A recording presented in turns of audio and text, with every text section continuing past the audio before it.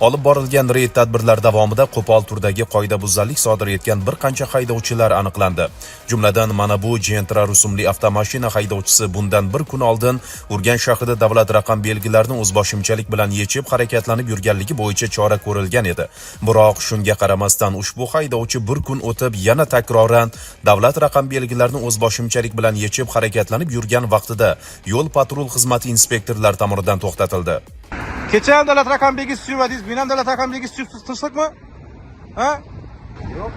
Urganch tumanida o'tkazilgan reyd tadbirlar davomida ushbu Gentra rusumli avtomashina haydovchisi davlat raqam belgilarini o'z boshimchalik bilan yechish harakatlanib yurganligi aniqlandi.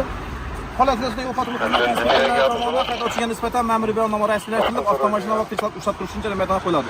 O'rtoq haydovchi e'tirozingiz bormi? Bundan keyin davlat raqam belgilarini taqib haydang, yaxshimi? Qonun ustidan jazo muqarrar. Qonunlarga amal qiling, yo'l harakati qoidalariga amal qiling. Tushunarli? Avtomobil 1 million pul olasizmi?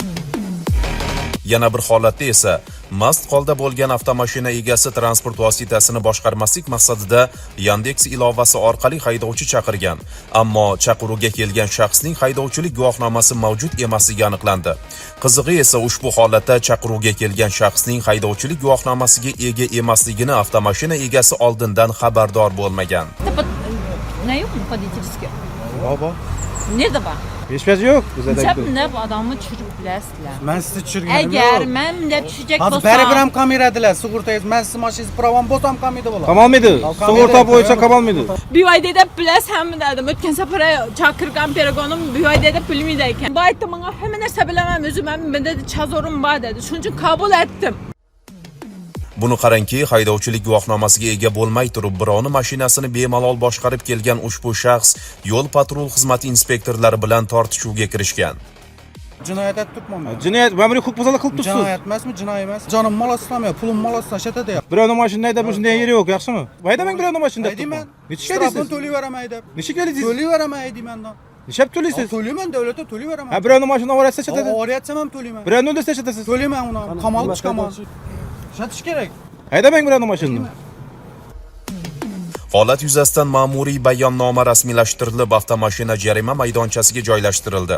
Shuningdek, olib borilgan nazorat reyd tadbirlari davomida transport vositasini qonun talablariga zid ravishda qayta jihozlab, LED chiroqlarni o'rnatgan holda boshqarib yurgan haydovchilar aniqlanmoqda. Aniqlangan qoidabuzarliklar yuzasidan yo'l patrul xizmati inspektorlari tomonidan haydovchilarga nisbatan amaldagi qonunchilikka muvofiq tegishli choralar ko'rilmoqda. Urganch shahrida o'tkazilayotgan navbatdagi reyd tadbirlari davomida tungi vaqtlarda ushbu Gentra rusumli avtomashina to'xtatib tekshirganda transport vositasini qayta jihozlab, ishlab chiqarilgan korxona tomonidan nazarda tutilmagan chiroqlarni o'rnatib, LED chiroqlarni o'rnatib qo'yganligi aniqlandi. Ushbu holat yo'l patrul xizmati inspektorlari tomonidan belgilangan tartibda ma'muriy bayonnoma rasmiylashtirilib, avtomashina vaqtinchalik ushlab turish uchun jarima maydonchasiga joylashtirmoqda.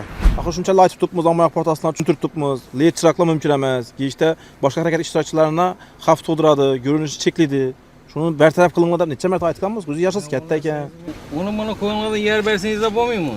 Urganch shahrida o'tkazilayotgan maxsus reyd tadbirlari davomida ushbu Spark rusumli avtomashina to'xtatib tekshirilganda transport vositasini qayta jihozlab, foydalanishi belgilangan tartibda man qilingan LED chiroqlarni o'rnatib boshqarib yurganligi aniqlandi. Holat yuzasidan yo'l patrul xizmati inspektorlari tomonidan ma'muriy bayonnoma rasmiylashtirilib, endilikda ushbu transport vositasi vaqtinchalik ushlab turish uchun jarima maydonchasiga joylashtiriladi. Nima bo'yicha chora ko'rdingiz?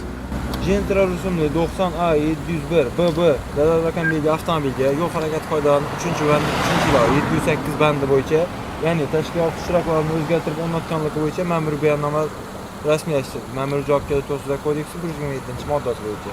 O'rtoq haydovchi, nima sababdan o'rnatib qo'ysiz bu chiroqlarni? Mumkin emasligini bilasizmi? Bilamiz.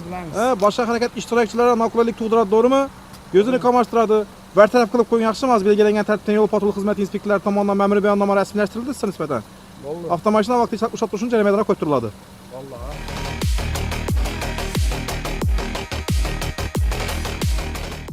O'rtoq haydovchi, nima sababdan yo'l chiroqlarini o'zgartirib qo'ysiz? Mashina akamniki. Sening ota-onangiz qo'ymagandi, to'g'rimi? Tabii yoshi kattalar. Yo'q, og'amniki. Og'angiznikimi? Endi bu gechda boshqa harakat ishtirokchilari noqulaylik tug'diradi bu narsa. To'g'rimi? Yoshi kattalarni ko'zini qamashtiradi. Mumkin emas-ku, necha marta ommaviy axborot asoslarida e'lon qildik, aytdik, to'g'rimi? Taqiqlanadi. Yorish chiroqlarini o'z boshimchalik bilan o'zgartirib qo'yganligingiz bo'yicha ma'muriy bayonnoma rasmiylashtiriladi, o'rtoq haydovchisiga nisbatan avtomashina jarima maydoniga qo'yiladi. Bundan keyin yo'l harakati qoidalarini rioya qiling, yaxshimi?